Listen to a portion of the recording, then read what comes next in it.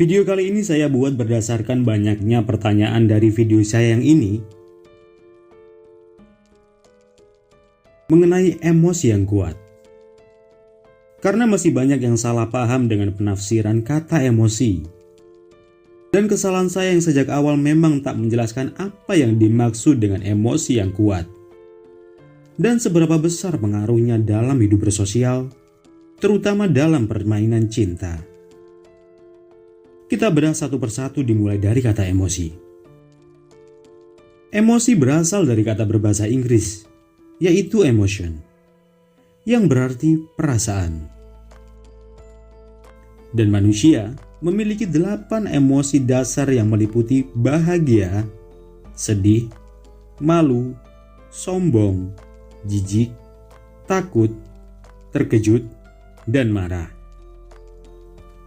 Dari 8 emosi itu, manusia bisa merasakan emosi lain yang dihasilkan dari penggabungan 2 emosi atau lebih. Contohnya seperti khawatir, adalah gabungan dari emosi sedih dan takut. Terharu, gabungan emosi bahagia dan sedih. Semangat, gabungan antara bahagia dan marah. Percaya diri, gabungan antara sombong dan bahagia.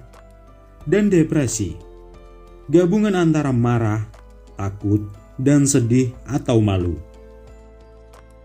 Selebihnya kalian bisa eksplorasi sendiri di internet, atau dengan mencoba mengenali perasaanmu sendiri jika itu kamu rasa penting. Mayoritas di antara kita masih menganggap kata emosi selalu diartikan dengan kemarahan.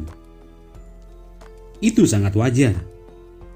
Karena media sering memilih kata emosi untuk menggantikan atau mewakilkan perasaan marah agar terkesan atau terdengar lebih intelektual dan lebih ramah dibandingkan menggunakan kata marah. Kalian bisa koreksi melalui komentar jika ada pernyataan saya yang salah atau ingin memberikan tambahan informasi mengenai emosi. Sekarang kita ke pembahasan tentang emosi yang kuat dan pengaruhnya. Emosi yang kuat memiliki kesamaan dengan jangkar emosi. Perbedaannya hanya pada level yang dirasakan. Emosi yang kuat dan jangkar emosi sama-sama terbentuk dari sebuah pengalaman yang melibatkan perasaan. Contohnya seperti kencan pertama dengan wanita pujaan, menghadiri pemakaman orang yang paling disayang, pernikahan, kemenangan atau keberhasilan yang pernah kamu capai.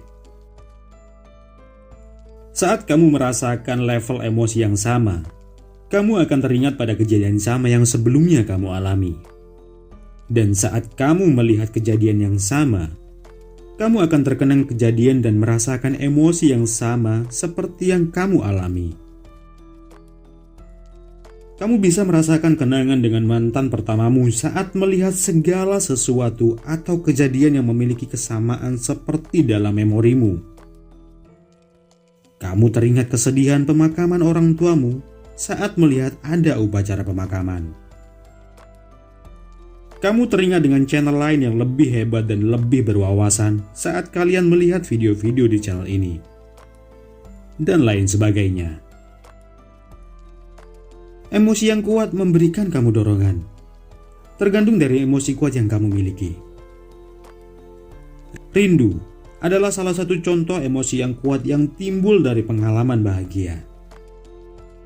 Saat kamu merasakan rindu kepada seseorang, dorongan yang kamu rasakan adalah ingin bertemu dengan seseorang yang telah berhasil membuatmu rindu.